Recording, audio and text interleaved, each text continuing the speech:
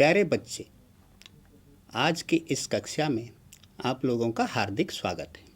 श्री कृष्ण जब छोटे थे बहुत शरारती थे। अपने साथियों के साथ मिलकर हुड़दंग मचाते थे, किसी के घर में घुस जाते थे, दूध दही माखन खा जाते थे, मटके तोड़ डालते थे। उनकी इस शरारत से उन्हें और उनके साथियों को बहुत खुशी मिलती थी, आनंद मिलता था। और गोकुल के लोगों को भी, गोकुल के सभी लोग भी श्री कृष्ण की इस बाल लीला से आनंद उठाते थे। खास करके जो ग्वालिन होती थी, उनके घर में घुसकर तो श्री कृष्ण खा जाते थे, दूध दही माखन सब खा जाते थे, मटके तोड़ देते थे। फिर भी ग्वालिन सब चाहती थी कि श्री कृष्ण रोज़ रोज़ उनके घर आए, ऐसी शरारत करे। फिर वे जाकर माता यशोदा से शिकायत करती थी कि तुम्हारा बेटा हमारे घर में घुसकर दूध दही माखन खा गया है। तो ये जो बाल लीला है उसका वर्णन सूरदास जी ने बहुत सुंदर ढंग से किया है। उसे हम जितना भी पढ़ेंगे, बाल लीला के बारे में जितना भी जानेंगे, उतना अधिक हमें आनंद मिलेगा, खुशी मिलेगी। तो सूरदास जी ने तो उसका बहुत ही सुंदर वर्णन अपनी रचनाओं में की है। तो आइए जानते हैं सूरदास जी के बारे में। सूरदास जी का जन्म सन 1478 में दिल्ली के निकट सिही गांव में हुआ था। यही सिही गांव अब हरियाणा में है, फरीदाबाद के पास। लेकिन उनका जो कर्म स्थल था वह ब्रजभूमि थी उनका कर्मस्थल। तो ब्रजभूमि किसे कहा जाता है? जो मथुरा, वृंदावन, गोकुल, आगरा, ये जो इलाका है वो ब्रजभूमि है और वहाँ की भाषा ब्रज भाषा है। तो ब्रज भाषा में उन्होंने बहुत सुंदर सुंदर रचनाएं की है। उनका जो आश्रम था, सूरदास जी तो संत थे, साधु थे। उनका जो आश्रम था गोवर्धन के पास परसोली नामक स्थान पर उन्होंने अपना आश्रम बनाया था। वे वल्लभाचार्य के शिष्य बने थे। शिष्य बनने के बाद उन्होंने कृष्ण भक्तिपूर्ण रचनाएं बहुत सारी की हैं। उनकी विशेषता है कि वे हिंदी साहित्य के श्रेष्ठ कृष्ण भक्त कवि हैं। कृष्ण भक्ति धारा के जितने भी कवि हुए हैं उनमें उनका स्थान या सूरदास जी का स्थान सर्वोपरि है, सबसे ऊपर है। उनकी रचनाओं का संकलन, उन्होंने तो बहुत सारी रचनाएं की है। वे यहाँ पर कह देना उचित है कि वे अंधे थे, यानी दृष्टिहीन थे। वे कहते जाते थे, गाते जाते थे, उनके जो शिष्य होते थे वे उसे लिख लेते थे। उनकी रचनाओं का संकलन सूरसागर, सूरसारावली आदि ग्रंथों में की गई है। और एक ग्रंथ है उनका जो साहित्य लहरी। यहाँ पर सूरसागर का जो ग्रंथ है उसका चित्र दिया गया है, देखो बच्चों, और सूरदास जी का भी चित्र यहाँ पर दिए गए हैं। तो सूरदास जी के बारे में और भी कुछ हम जानते हैं।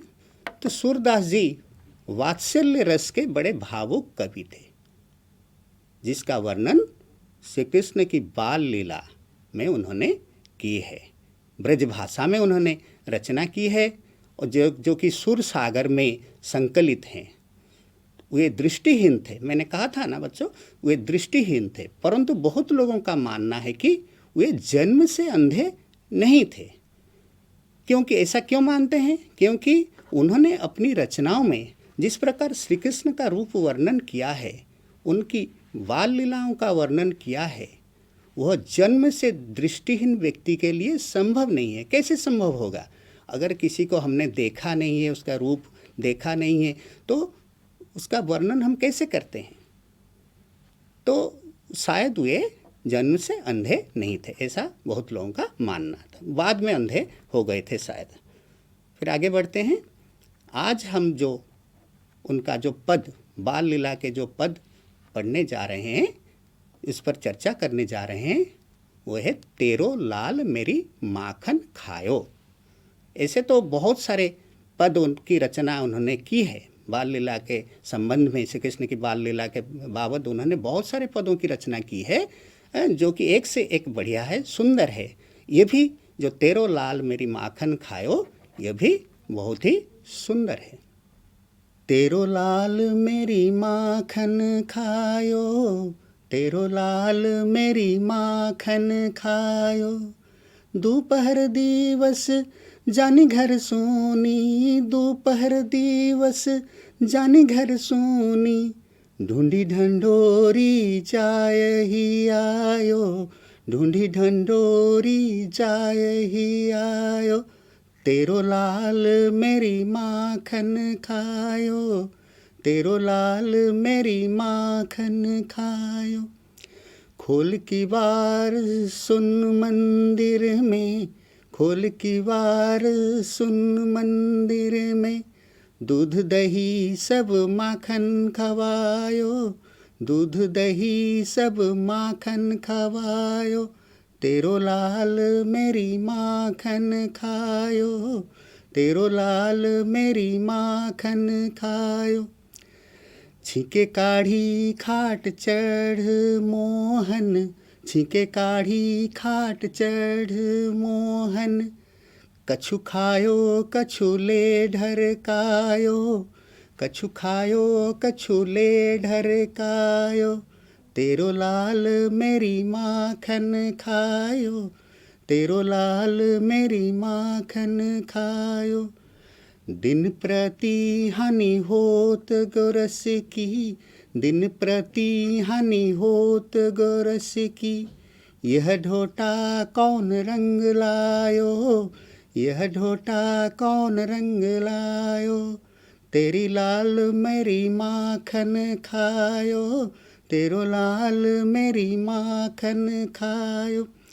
सूरदास कहती ब्रज नारी, पूत अनोखो जायो, सूरदास कहती ब्रज नारी, पूत अनोखो जायो, तेरी लाल मेरी माखन खायो, तेरो लाल मेरी माखन खायो।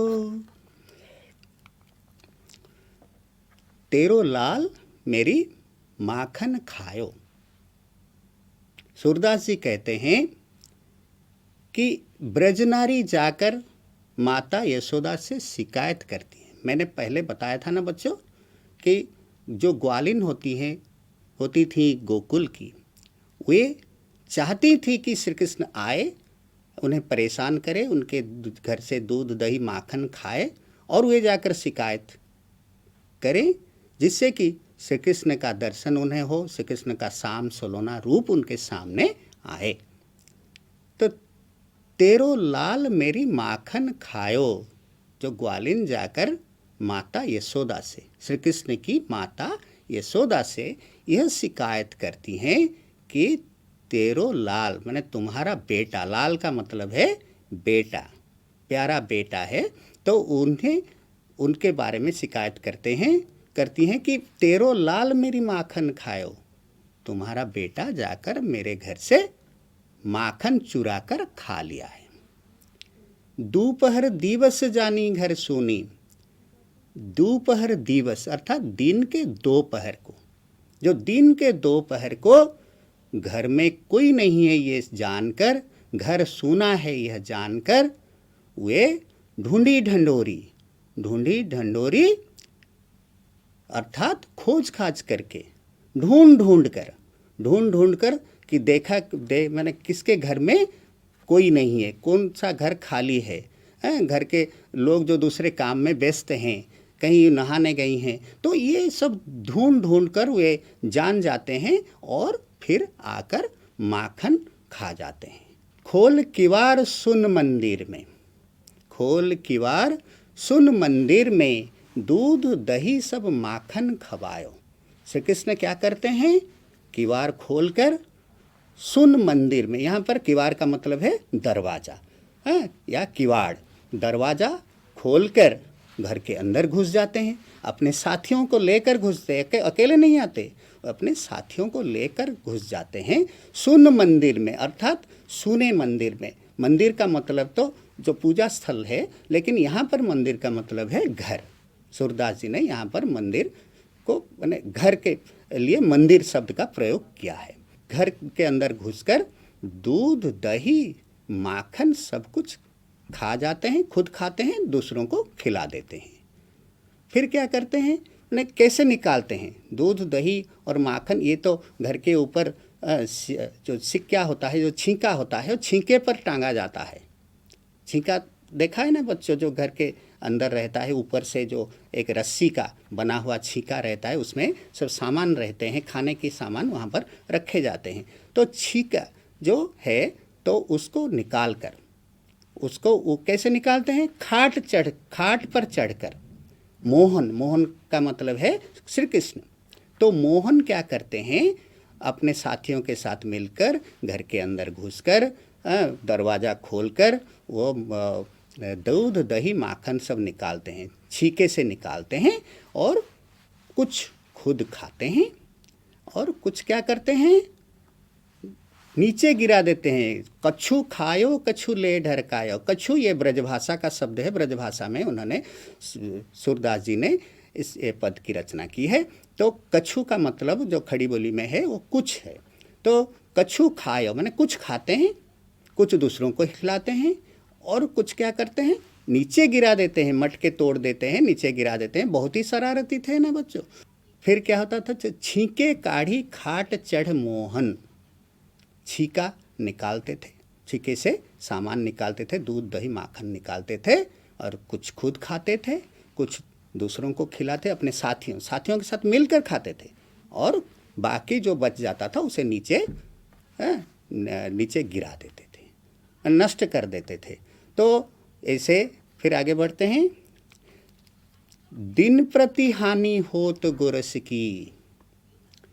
प्रतिदिन माने ये एक दिन नहीं होता, 2 दिन नहीं होता ऐसा, तो दिन प्रति माने नित्य प्रति, हानि होत गोरस की, प्रतिदिन गोरस की हानि होती है। गोरस तो उसको दूध कहा जाता है, लेकिन दूध से जो चीज़ें निकलती हैं, जो दूध से दही, माखन, जो सब चीज़ निकलती है, छाछ आदि जो चीज़ें निकलती हैं, उसे गोरस कहा जाता है। दिन प्रति हानि होत गोरस की। प्रतिदिन दूध, दही, माखन की हानि होती है। यह ढोटा कौन रंग लायो? ढोटा का मतलब है बेटा। तुम्हारा ये बेटा कौन रंग लेकर पैदा हुआ है, कौन रंग लेकर आया है, क्या रंग ढंग लेकर आया है? माने जो ग्वालिन आकर जो माता यशोदा से शिकायत करती हैं, वो बताती हैं कि ये ढोटा, ये लड़का कौन सा रंग ढंग लेकर पैदा हुआ है। दिन प्रति हानि, जो कि जाकर रोज रोज हमारे घर में गोरस की हानि करती है, माने बहुत नुकसान करता है। दिन प्रति माने हर रोज। गोरस का मतलब है दूध, दही और माखन। ढोटा का मतलब है बेटा या लड़का। ये लड़का कौन रंग ढंग लेकर आया है, क्या क्या रंग ढंग लेकर आया है। खुद एक अकेले ना आकर वो अपने साथियों को भी लेकर आता है। तो दिन प्रति हानि होत गोरस की।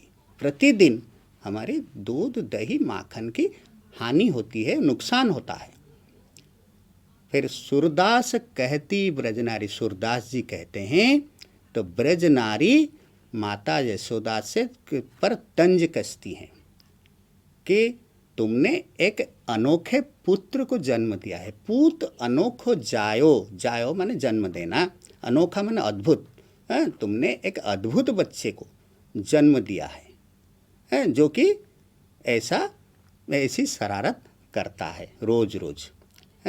एक पूत अनोखो जायो, अनोखे बेटे को तुमने जन्म दिया है, जो कि सबके घर में घुसता है। आज उसके घर में तो कल किसी दूसरे के घर में घुसकर अपने साथियों के साथ मिलकर दूध, दही, माखन खा जाता है।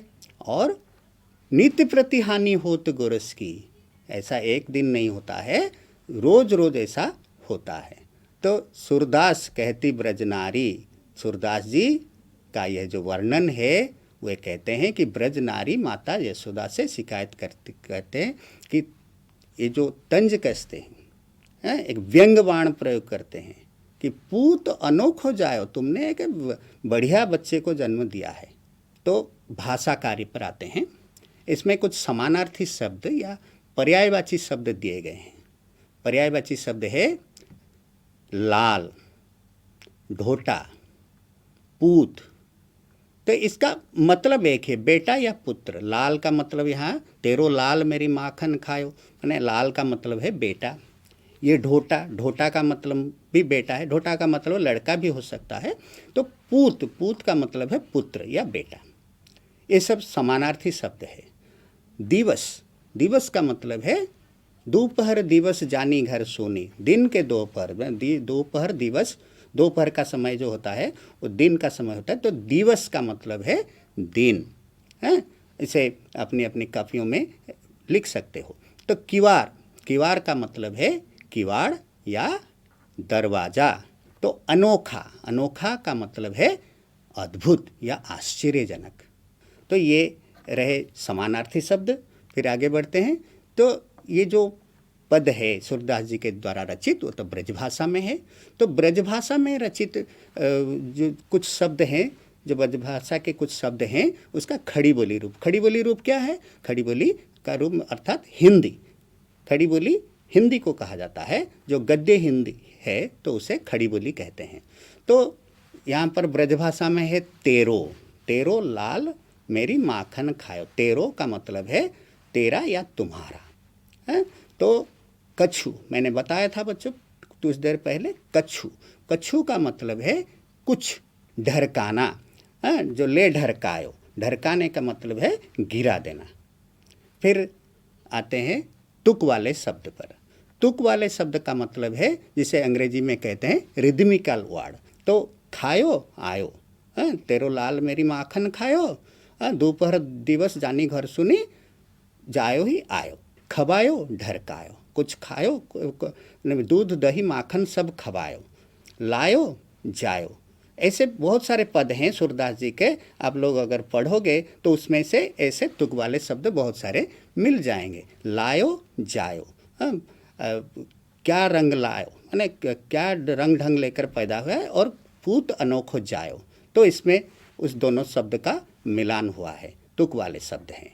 फिर आगे बढ़ते हैं। जो रिक्त स्थान है, ऐसे यहाँ पर 4 वाक्य दिए गए हैं। जो रिक्त स्थान है, जो शून्य स्थान है, उसकी पूर्ति। तेरो लाल डैश माखन खायो, तेरो लाल डैश माखन खायो। तो बहुत आसान है। तेरो लाल, ये तो मैंने हमारे इस पद का पहला पद की पहली पंक्ति है, तेरो लाल मेरी माखन खायो। तो यहाँ उत्तर है मेरी। तो खोल डैश सुन मंदिर में, दूध दही सब माखन डैश। तो ये भी बहुत आसान है, पद को पढ़ लेने से इसे यह पता चल जाता है। खोल क्या जान गए हो ना? खोल किवाड़ सुन मंदिर में, खोल किवाड़ सुन मंदिर में, दूध दही सब माखन खवायो। खोल किवाड़ सुन मंदिर में, दूध दही सब माखन खवायो। फिर तीसरे वाक्य पर आते हैं। छींके काढ़ी डैश चढ़ मोहन, कहाँ पर चढ़कर वो छींका निकालते हैं? पद में दिए गए हैं। तो छींके काढ़ी खाट चढ़ मोहन, छींके काढ़ी खाट चढ़ मोहन, इसका उत्तर है खाट। तो सूरदास कहती ब्रज नारी, पूत डैश जायो, पूत अनोखो जायो। अनोखा माने आश्चर्यजनक। फिर हम और आगे बढ़ते हैं। एक एक वाक्य में हम ये जो प्रश्न है उसका उत्तर एक एक वाक्य में देंगे। ये प्रश्न है, कौन किससे शिकायत करती है? कौन किससे शिकायत करती है? तो बहुत आसान सा प्रश्न है। ब्रजनारी जाकर शिकायत करती हैं किससे? माता यशोदा से। ब्रजनारी जाकर माता यशोदा से शिकायत करती है। या ग्वालिन, जाकर माता यशोदा से शिकायत करती हैं। ठीक है, तो आगे बढ़ते हैं। साथियों के साथ मिलकर कृष्ण क्या खा जाते हैं? साथियों के साथ मिलकर कृष्ण क्या खा जाते हैं? अपने साथियों के साथ मिलकर जो दूसरों के घर में घुसते हैं, तो दूसरों में घर में घुसकर क्या क्या खाते हैं? दूध, दही, माखन सब खा जाते हैं। साथियों के साथ मिलकर कृष्ण दूध, दही, माखन खा जाते हैं। ठीक है, ये तो बहुत आसान सा प्रश्न है, उसका उत्तर भी बहुत सरल है। तो कृष्ण छींके से दूध माखन कैसे निकालते हैं? तो कृष्ण छींके से दूध माखन कैसे निकालते हैं? तो कृष्ण छींके से दूध और माखन खाट पर चढ़कर निकालते हैं। छींके से जब निकालते हैं तो वो खाट पर चढ़ जाते हैं। तो जो पद में लिखा गया है, बहुत सारे चित्र में भी दिए गए हैं, तो आप लोगों ने देखा होगा। तो ये किसी के पीठ पर चढ़ जाते हैं, लेकिन यहाँ पर जो हमारे जो किताब में जो पद दिए गए हैं तो उसमें लिखा गया है खाट पर चढ़कर। तो कृष्ण छींके से दूध माखन खाट पर चढ़कर निकालते हैं। यह ढोटा कौन रंग लायो? इसका अर्थ क्या है? यह ढोटा कौन रंग लायो? जो ब्रजनारी जाकर जो तंज कसती है कि यह ढोटा कौन रंग लायो, तो इसका अर्थ क्या है? इसका अर्थ है यह लड़का कौन सा रंग ढंग लेकर पैदा हुआ है। यह लड़का कौन सा रंग ढंग लेकर पैदा हुआ है। तो फिर अंतिम प्रश्न पर आते हैं। तो ब्रजनारी किसे अनोखा कहती है? ब्रजनारी किसे अनोखा कहती है? बहुत आसान है प्रश्न। ब्रजनारी श्री कृष्ण को अनोखा कहती है। माता यशोदा से जाकर कहती है तुम्हारा बेटा बहुत ही अनोखा है, अर्थात श्री कृष्ण को कहा जाता है। ब्रजनारी श्री कृष्ण को ही अनोखा कहती है। यहाँ पर आ गए उत्तर। तो कौन जाकर किसके पास शिकायत करती है? एक ग्वालिन माता यशोदा से शिकायत करती है। यहाँ पर ब्रजनारी भी हो सकता है उत्तर। तो ब्रजनारी माता यशोदा से शिकायत करती है। साथियों के साथ मिलकर कृष्ण क्या खा जाते हैं? साथियों के साथ मिलकर कृष्ण दूध, दही, माखन खा जाते हैं। खाट पर चढ़कर कृष्ण, ये यहाँ पर प्रश्न था जे कृष्ण छींके से कैसे दूध माखन निकालते हैं? तो इसका उत्तर है खाट पर चढ़कर कृष्ण छींके से दूध माखन निकालते हैं। यो ढोटा कौन रंग लायो? इसका अर्थ क्या है? प्रश्न था। तो यह ढोटा कौन रंग लायो, इसका अर्थ है यह लड़का कौन सा रंग ढंग लेकर पैदा हुआ है। यह लड़का कौन सा रंग ढंग लेकर पैदा हुआ है। ये कौन कहती है? तो ये जो ग्वालिन जाकर, जो ब्रजनारी जाकर कहती है माता यशोदा से। तो ब्रजनारी किसे अनोखा कहती है? किसे अनोखा कहा है? ब्रजनारी बालक श्री कृष्ण को अनोखा कहती है। यहाँ पर भी और छोटे छोटे प्रश्न हो सकते हैं, जैसे कौन जाकर शिकायत करती है? एक ग्वालिन जाकर शिकायत करती है। एक ग्वालिन जाकर किससे शिकायत करती है? एक ग्वालिन जाकर माता यशोदा से शिकायत करती है। ठीक है बच्चों, तुम लोगों ने मेरी बात सुनी, इसके लिए बहुत बहुत धन्यवाद।